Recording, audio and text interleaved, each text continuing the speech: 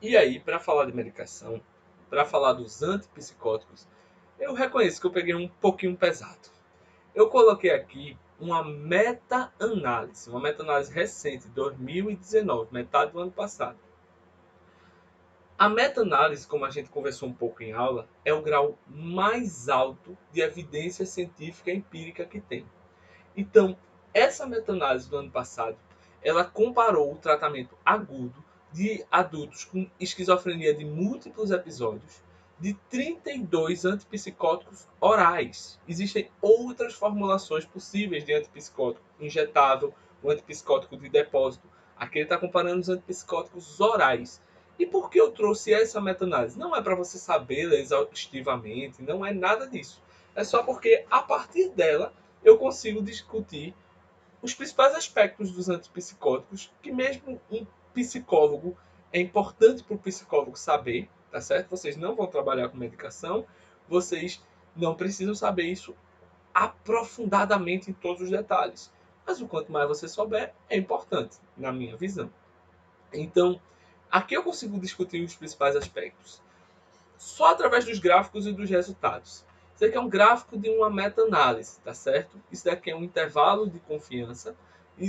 Então, esse ponto preto representa o resultado, mas esse resultado ele está dentro de um intervalo. Esse primeiro gráfico é a mudança geral dos sintomas. Quanto mais para a esquerda tiver, melhor. Quanto mais para a direita, menos mudanças de sintomas há. Por exemplo, aqui nós temos o placebo por último.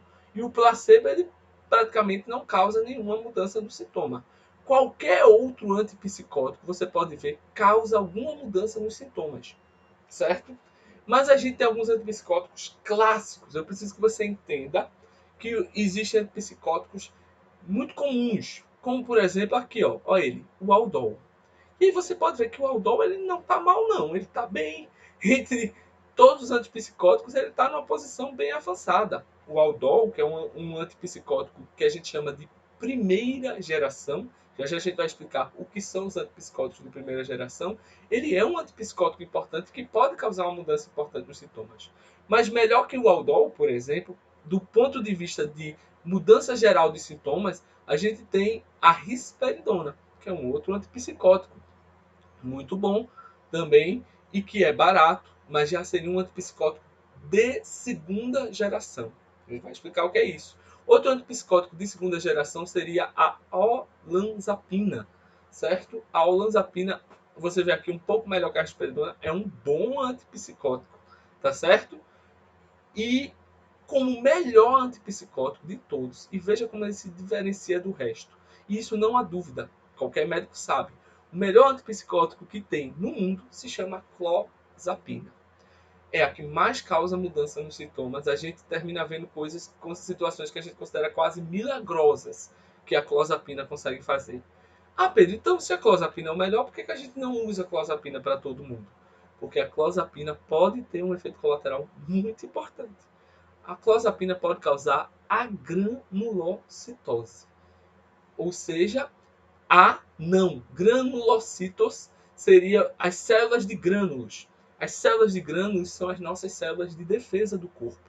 A clozapina pode causar uma diminuição geral, ele pode causar desde uma diminuição até mesmo a cessação, zerar as nossas células de defesa. E aí a pessoa fica totalmente vulnerável e pode morrer, e já aconteceu, pessoas já faleceram de infecções oportunistas por conta da agranulocitose causada pela clozapina.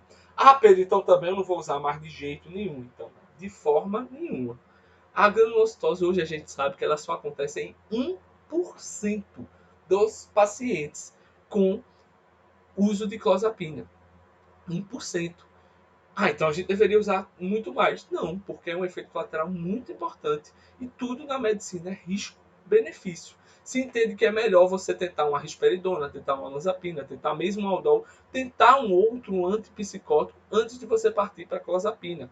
E entenda que isso daqui é uma simplificação muito grande. Isso daqui é uma mudança geral nos sintomas de uma forma simplificada, certo? Mas há muito há muitos outros fatores que você deve levar em consideração na hora da prescrição de uma medicação. Quem usa a clozapina, por conta da granulocitose, fica com acompanhamento inicialmente semanal, depois de 18 a 24 semanas fica com acompanhamento mensal de um hemograma. Então veja como é uma coisa que a gente toma muito cuidado, uma coisa custosa. Mas vamos mais. Aqui a gente tem o ganho de peso, por exemplo, que é um efeito muito importante. E aqui é quanto mais para baixo, mais ganho de peso. Você veja que o placebo, ele praticamente não causa ganho de peso. Ele não causa ganho de peso. Enquanto que a clozapina causa um ganho de peso importante. A quetiapina causa um ganho de peso importante. Já a olanzapina é uma das que mais causa ganho de peso. Aqui é uma questão de causas de descontinuação. E você pode ver que tem a olanzapina causa muita descontinuação. As pessoas param de usar a olanzapina por vários fatores, não só pelo ganho de peso, certo? Mas aqui a gente chega no ponto que eu quero explicar. Existe um sintoma colateral do uso de medicações, que é os sintomas parkinsonianos. O paciente pode ter um alentecimento psicomotor, pode ter uma rigidez muscular, pode ter uma instabilidade postural. O paciente tem literalmente sintomas de Parkinson. Não é um Parkinson, lembra da nossa discussão lá, primário e secundário? Não é um Parkinson primário, é um Parkinson secundário ao uso de medicações. A questão é que, dentre os sintomas parkinsonianos, eles são sintomas, no popular, a impregnação. O paciente mesmo diz, tem paciente que já usa tanto que tem conhecimento disso, ele diz assim, doutor, estou impregnado, o paciente se sente rígido, travado. E aí, existem medicações antiparkinsonianas, existem medicações que cortam um pouco esse efeito, como o biperideno, certo? Que a gente na psiquiatria usa muito. E aqui a gente vê o uso de medicação antiparkinsoniana, ou seja, quanto mais para baixo, mais necessidade do uso de medicação antiparkinsoniana, ou seja, mais efeitos parkinsonianos, quanto mais para cima, menos efeitos parkinsonianos. Você veja que a clozapina ela tem menos efeitos parkinsonianos do que o próprio placebo. Ou seja, a clozapina ela pode ajudar a tratar sintomas parkinsonianos. Sendo que aqui é a diferença dos antipsicóticos de primeira para os antipsicóticos de segunda geração. Os antipsicóticos de primeira geração não necessariamente são os antipsicóticos mais antigos, embora de uma maneira geral são. O que diferencia um antipsicótico de primeira geração e um antipsicótico de segunda geração é a causa de efeitos parkinsonianos. Os antipsicóticos de primeira geração causam mais efeitos parkinsonianos. Veja aqui o Aldol, o quanto ele causa. Veja aqui a flufenazina, que é outro antipsicótico de primeira geração, pouco usado, mas que é usado, o quanto ele causa, certo? Enquanto que a risperidona, que é um antipsicótico de segunda geração, causa menos efeitos parkinsonianos do que o Aldol. Mas Pedro ainda pode causar? Ainda pode causar. Você veja que ele ainda pode causar bastante. Veja onde está a olanzapina, veja onde está a quetiapina. É por isso que é dito que a risperidona é um antipsicótico de segunda geração, mas que é quase de primeira. Ele causa muitos efeitos parkinsonianos ainda. Ainda pode causar muitos efeitos parkinsonianos. Aí você vai dizer, então vamos usar só os antipsicóticos de segunda? De forma nenhuma. Os antipsicóticos de segunda geração eles têm menos efeitos parkinsonianos ou menos possibilidade de ter efeitos parkinsonianos. Porém, não quer dizer que eles não têm efeitos colaterais. Eles têm efeitos colaterais outros, como o ganho de peso. Você lembra? Aqui, ó, a olanzapina é o que mais causa ganho de peso. O Aldol causa muito menos ganho de peso do que a olanzapina, embora ainda possa causar.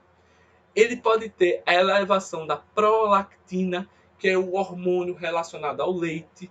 Veja que a risperidona é o antipsicótico que mais causa o aumento da prolactina.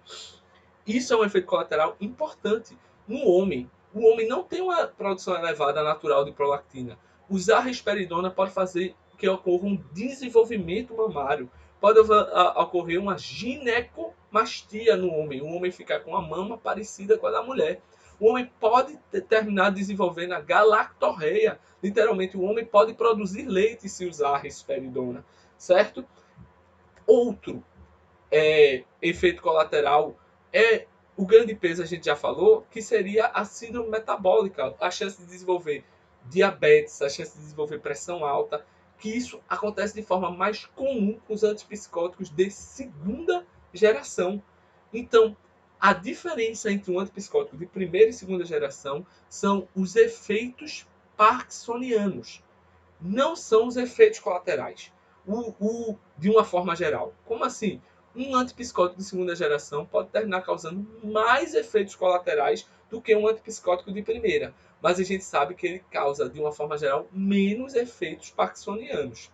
A gente tem efeitos cardiotóxicos. Ou seja, isso daqui eu não vou explicar a fundo, é um conhecimento mais específico, mas é o prolongamento do intervalo QT. O intervalo QT é um intervalo dentro do ritmo cardíaco. Se a gente tem um prolongamento do intervalo QT, a gente tem mais chance de um efeito colateral. Os antipsicóticos de segunda geração causam mais isso. Desculpa. Alguns antipsicóticos de segunda geração, como a olanzapina, pode causar mais do que o Aldol, o prolongamento do intervalo QT. Embora basicamente todo antipsicótico cause prolongamento do intervalo QT. A questão da sedação também é diferente. Tem antipsicóticos que sedam mais do que outros. A gente sabe que a quetiapina é um antipsicótico que seda bastante, ceda às vezes mais do que a risperidona, certo? Ceda mais do que o Aldol. A olanzapina também tem uma sedação importante. A sedação varia com os antipsicóticos. Então eu não é a ideia de que você saiba tudo isso a fundo, mas que você tenha uma noção de antipsicóticos e de que diferencia um antipsicótico de primeira para um antipsicótico de segunda geração.